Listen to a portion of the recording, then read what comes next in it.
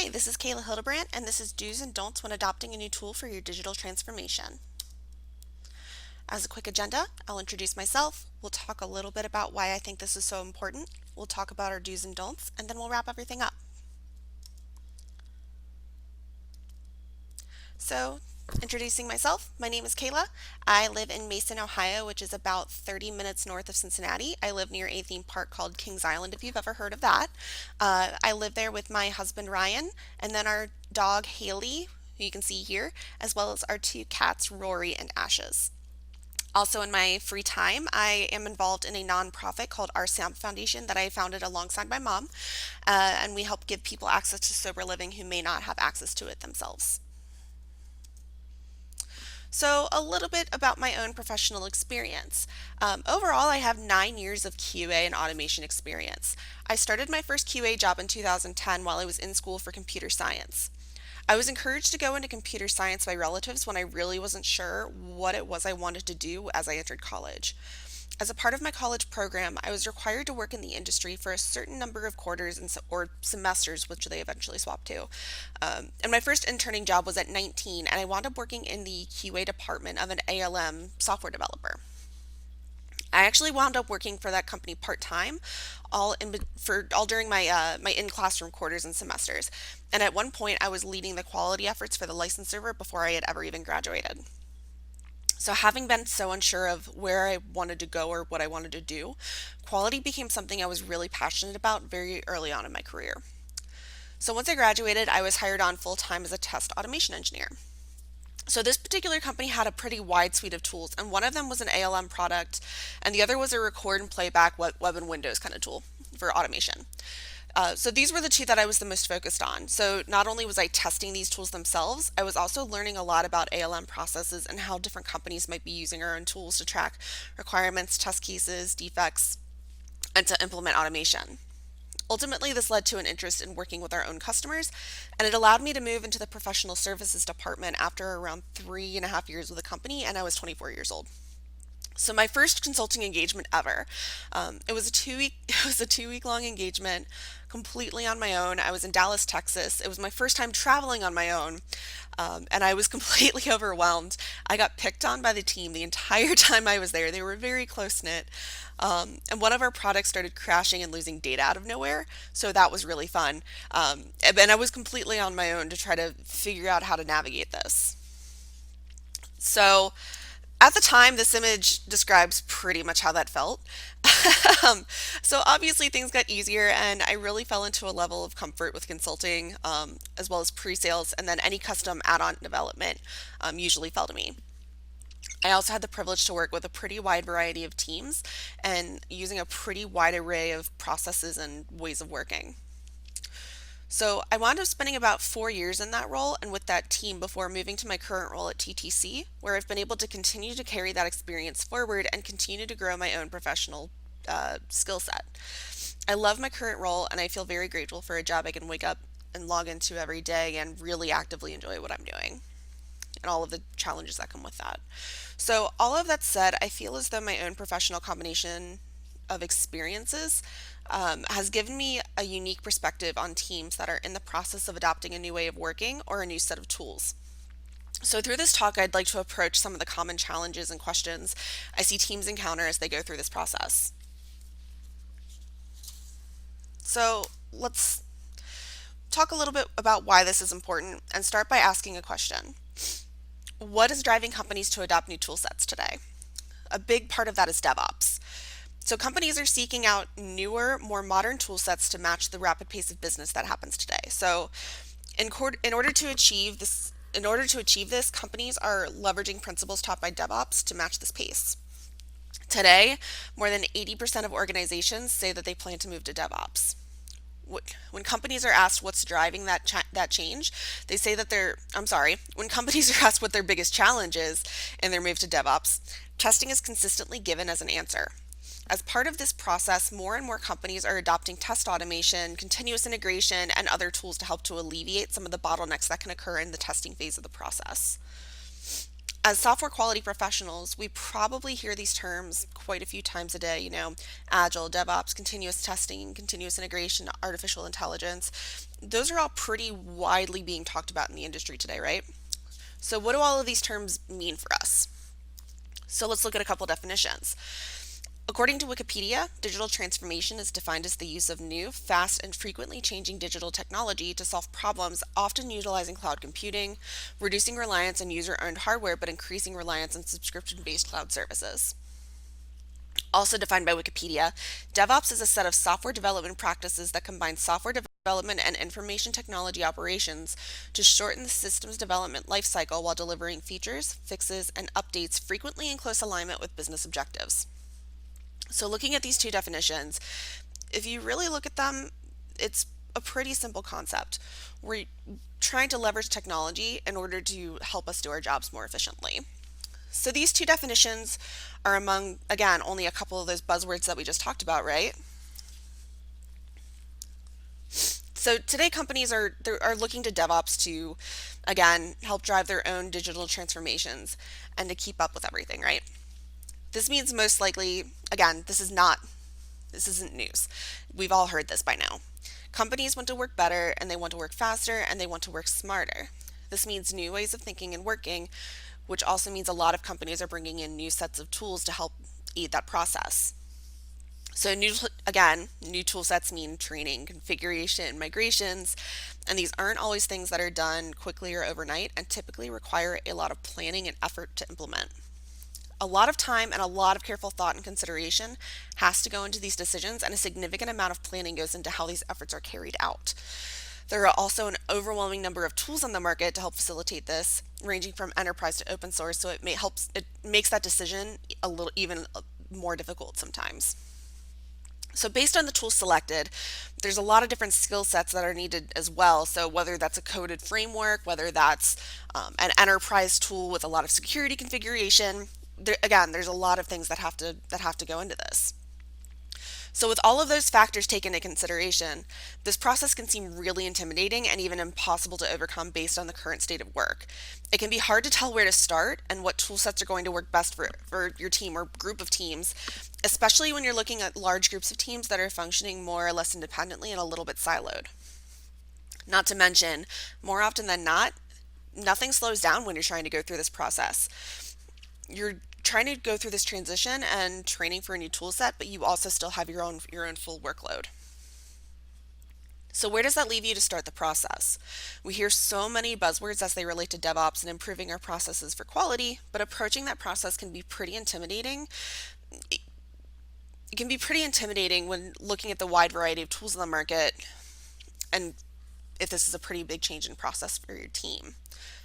So so today, this is why I want to talk about some of the challenges that I've seen teams go through or come up against based on my own experience and maybe offer a few suggestions for how you might be able to approach some of these challenges.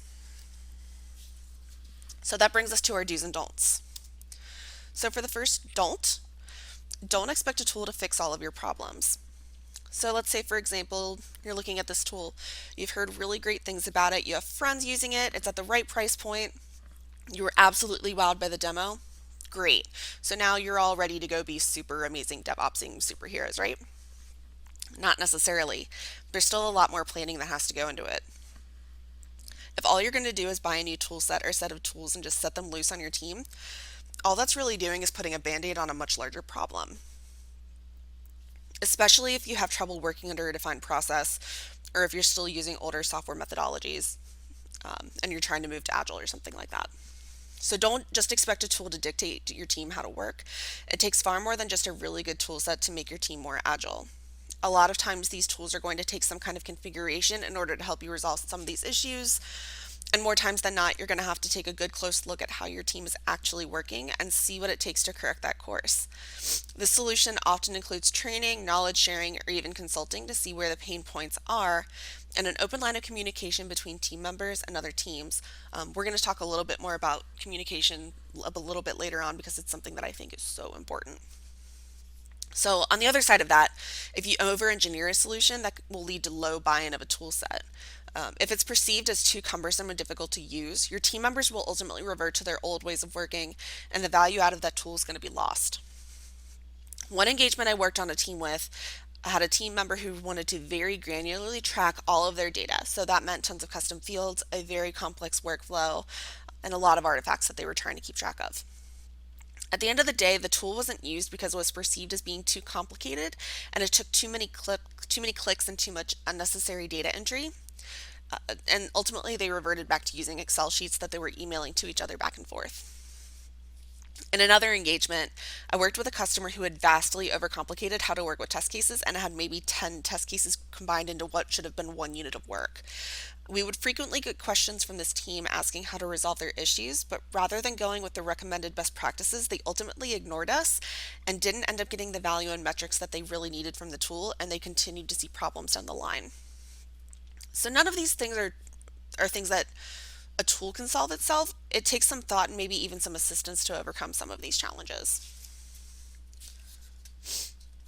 Another example that comes to mind when it comes to is when it comes to teams that want to adopt test automation. Many teams I work with are trying to move from having little to no test automation to trying to be more agile and have their regression testing processes match that.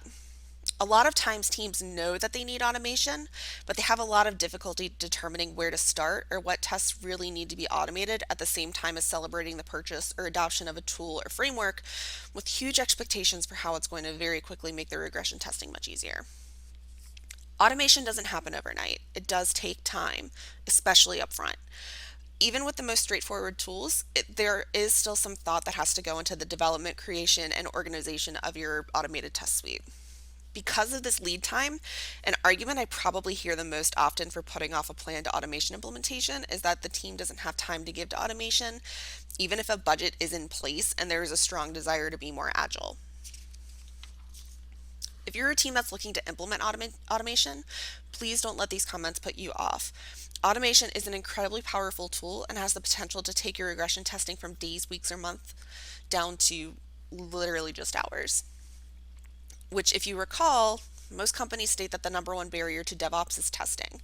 When done correctly, automation can be an incredible time saver and such an amazing tool to help ensure software quality and catch those defects as soon as possible after they are introduced to the code. Also, as I mentioned, there's a wide variety of tools on the market ranging from code-based frameworks to business-readable testing software that can help you to achieve these outcomes. So that's going to bring us to our next do. Do consider what metrics and information are the most important. So a long time ago, I worked with a customer that wanted us to I wanted us to help them to fine tune a workflow process to match a new approach that they wanted to standardize on to keep their many teams on the same page. So we were brought in to help keep them aligned with the tool's best practices and to make sure all of the information made it to the screen of the individuals who needed to see it. Previously, this company had each team acting somewhat independently and pretty siloed, with a vast array of tools and ways of working, and with much information being handed off over email. So, which again, for a lot of reasons, really isn't ideal. Once we got there and started meeting with the teams, nobody could agree on what was the most important. Discussions often became tense, and once progress was made, someone new would enter the room and we'd have to start from scratch again. At the end of the project, and against our documented objections to configuring the tool this way, they wound up ignoring all of our best practice recommendations and, similarly to what I just mentioned, basically decided to track every single thing with a wildly complex workflow. If you looked at the diagram, it looked a little bit more like a spider web than a logical diagram. As a result, again, nobody wanted to use the tool because of how over-engineered it was, and it was perceived as being too difficult to use. This isn't only an example of why best practices are important, but an example of why you should consider two things. One, how are your teams actually working? And two, what information is important for your team, stakeholders, and management to be keeping track of? As another quick story to highlight this, I was recently speaking with a colleague regarding projects he's worked on in the past. He said at one point when he was new to the team, a coworker said something to him quite happily about the past test case stack. I'm making air quotes, you can't see me. Past test case stack being higher than the failed test case stack. The team was actually measuring success and how tall stacks of paper were between the past and the failed stacks. Again, for a lot of reasons, this really isn't ideal and it's very much not an accurate picture of success and leaves a lot of variables unaccounted for. Having a well configured test case management tool can not only help you keep track of what's being tested over time, and maybe even an idea of risk coverage and traceability back to requirements, it can also give an accurate picture of the current state of testing that includes metrics such as priority, severity, even the burn down of your project. Having this information easily available can help paint a much better picture of software health and quality. So, let's look at our next do. Do create a defined cutoff from a legacy system. So, when I was putting this presentation together, this is one that I really wasn't sure if I wanted to include or not, just because there's kind of a lot of variables and there isn't really a clear cut defined answer or recommendation, but it's probably a consideration that I've come up against in every single implementation that I've been involved in. So some of these considerations may include what do you do with all of that previous work and old records that you have sitting around? Are you going to need to refer back to them at some point in time? What about your historical test cases and test results? Do you need to refer back to those? What about all of those hours of test scripts you spent all of this time maintaining, developing, running, and testing? Do those just go away and do you start from scratch? So the thing with this is that there really isn't, again, there isn't a clearly defined answer. It's going to vary a lot by teams. And there's really only a few options, or it could be a combination of these. So one of those is migrate all of your data out of your old tool and into your new one, which is usually a pretty major effort. The other one is exporting that historical data to be stored somewhere or just keep a small instance of your old tool around. And the third one is creating a cutoff date to end with the original tool set and then starting with the new one. The reason why this cutoff is important is because you don't want to either be duplicating your work, producing work in two different places, or if you have to rework things later on during the transition period. So at some point you have to say no more work is being done here and create that new source of truth for information related to the project. Is this necessarily the biggest and most important consideration you're going to have to make in your implementation? No, it's absolutely not. However, it's one that I've seen raised during pretty much almost any implementation of a new tool that I've done. Whether that was bringing information in from Excel sheets or if you're, going from one tool set to another, it is something that does need to be pretty heavily considered. So even after a decision has been made, again, work's usually ongoing in between the initial installation, the setup, the configuration, and then training for your team members. Again, business doesn't stop for your digital transformation. There isn't usually a lot of downtime for teams today to take the time to make a switch, just a really clean stop here, start here switch. There's usually a lot of things happening in between. And that also leads to an argument for why teams tend to put off new adoptions like this. And some of those objections include things like there's just too much to do and not enough time, or and things like that. And it's hard to take the time to implement something that's going to make your job easier when you're already struggling to find the time to manage your workload. So here's another place where some careful thought, consideration, and planning can really work to your advantage. Again, it's not going to be the most painful decision you have to make, but it is something that you will need to take into consideration. And it's one that, again, seasoned experts can assist you with. So our next don't think in silos. So when I asked my director Eston about this presentation, this one was actually his idea, and this is what he had to say about it. The right tool set can improve multiple aspects of your business. Think about how subject matter experts can read model-based test cases rather than scripts. That can have a huge impact on generating high-quality tests. Or maybe they have a decentralized quality team. Maybe something a little bit more enterprise would work well for them. So when I read this, to me, this puts an emphasis on the need for communication between teams. So to illustrate this, I have a story from very early in my career. So when I joined my first company, on my very first team, we were forbidden to walk across the room and talk to development ourselves, and we had to go through management if we had a concern or question about a build. I will admit I didn't really listen to this. I usually got annoyed waiting, and I would end up walking across the room to talk to the developer and get the answer that I needed. So I wasn't just sitting around stuck on testing a particular area of the software. So for that reason, this rule actually didn't last very long. The testing team was frustrated. The lack of communication often resulted in delayed updates for ongoing testing, as you can imagine. A short time later, Agile started to become very popular, and the company changed its way of working with far more communication and collaboration between teams.